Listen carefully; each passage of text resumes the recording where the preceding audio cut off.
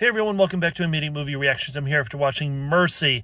This is a Chris Pratt film, also stars Rebecca Ferguson, and the mercy in this film is to not watch it, right? That is the only mercy that you will receive. Chris Pratt, I think it's time to just move on. I've been a supporter, but he just cannot carry a film. He's a terrible actor. I'm tired of his grunts and his and all that stuff. It's bad. He's a police officer. I thought this was going to be sort of a budget Minority Report, but it's not that good. It's not that scientific. It's not that futuristic. It's not that sci-fi. It's not good. Rebecca Ferguson, who for some reason in this one can't drop the Swedish accent, even though she is an AI American judge. And the premise of this film is that there is this program called Mercy. And what it does is it is judge, jury, and executioner. And it tries people without a trial. And they have an hour and a half to prove their innocence. Makes no sense. It is so completely antithetical to anything that the United States stands for and our Constitution. It felt almost very conservative, very MAGA. I don't know. It was just a weird situation talking about how LA and cities have been separated into red zones where all the criminals live there, and that this program is judging them and putting them to death within an hour and a half, and that's the mercy that they're giving them.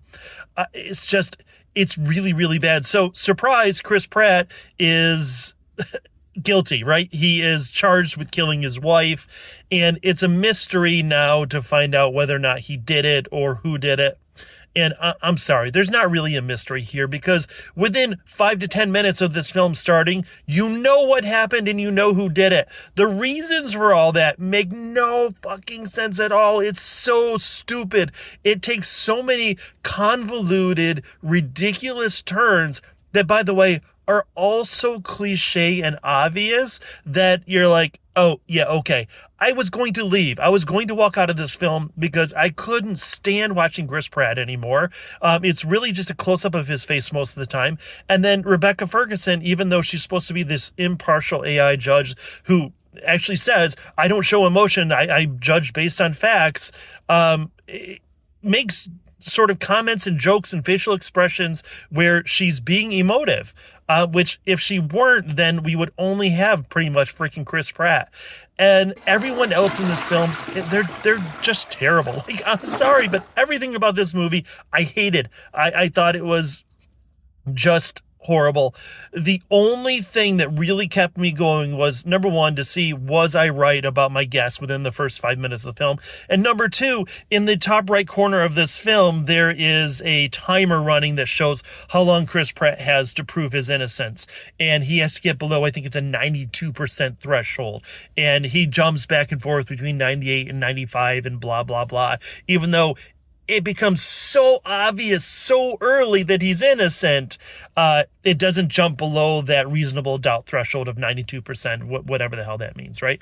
And so you can watch that timer, and I know that once that timer's done, this movie's over and I can get out of it, and I am just never going to have to watch this again. So I'm going to give this movie a 4, no, 3. I hated this movie. I hated it. It made no sense. The technology of the invasive technology and being able to track everybody's phones. And by the way, it's also a commercial for iPhones because they pull up these really rudimentary files that, is like Brit's iPhone. And it's all freaking stupid. I hated it. I hated it so much.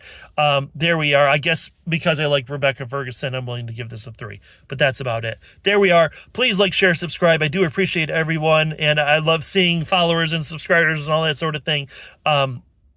It's great. So anyways, I appreciate you. I'll see you after the next movie.